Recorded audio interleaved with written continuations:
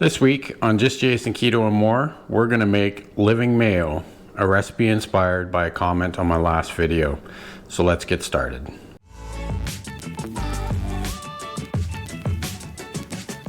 What's up everyone, Just Jason here, back with another recipe video this week. Something a little different other than chaffles.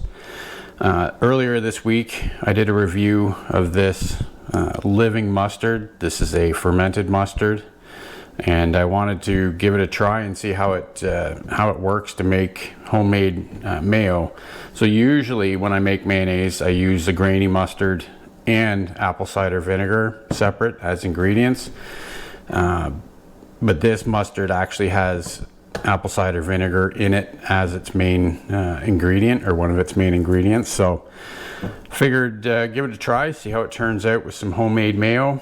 Now you also need a mason jar or some sort of vessel that's big enough to allow the head of your immersion blender into. You could also make this in an actual stand mixer too. It's just a little easier with an immersion blender. And then I've got 1 cup of avocado oil here, and then I've just got some salt and pepper to add as well, and that's just the Redmond's real salt and then some fresh cracked black pepper.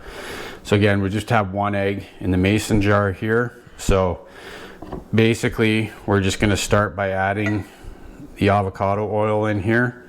Now I've made homemade mayo and on videos a few times before, so this is nothing, really new. I just wanted to try and see if we could make it with this fermented mustard and see how it turns out, kind of thing. So we've got our oil in there. I'm just going to add the salt and pepper in there as well. These recipes are really easy to make. You just add everything together and then blend it up. So we're probably going to go with about a tablespoon of this fermented mustard. So we'll get that in there as well. Set that spoon aside, close that up for now. So basically what you want to do with the blender, it's nice if you have a 2-speed immersion blender, because you can start off on low speed just to get things mixed up, and then as they come together, then you can turn it up to high speed. So let's give this a blend. I usually put the immersion blender all the way to the bottom to start with, and then we'll mix everything up with it on the bottom, and then we'll raise and lower it to get everything incorporated.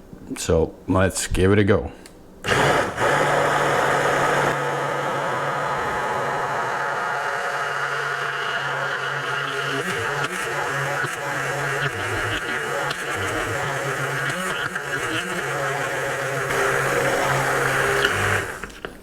Okay, so you can see how quickly that comes together with the immersion blender. So we'll just take that off and then try and get all of the mayonnaise off the blade here.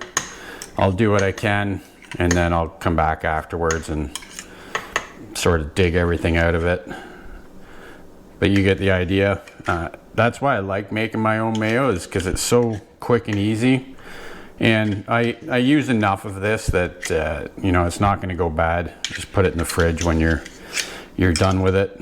And like I say, I've never had it stick around long enough that anything can go bad on it.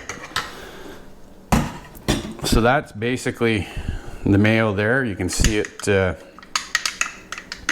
turned out really nice. I can see the grainy mustard in the mayonnaise, so which is what I really like. Now I like to add quite a bit of pepper to my mayonnaise, just to combat the vinegar that you add, kind of thing. I find it balances it out a little bit. So yeah, that is what our mayonnaise looks like. Nice and thick, sort of what we expect from our mayonnaise. So let's give this a try. Like I say, I like to make the mayonnaise myself. Then you know what's going into it, right? Yeah, that's got a great flavor. You can taste the apple cider vinegar, but it's not too overpowering. So If you can get your hands on this living mustard, the fermented mustard, I would definitely give it a try as a addition to your mayonnaise. Because yeah, it turned out really good. If you enjoy these videos, please consider subscribing, give it a thumbs up, and we'll see you on the next one. Keep on thriving, my friends.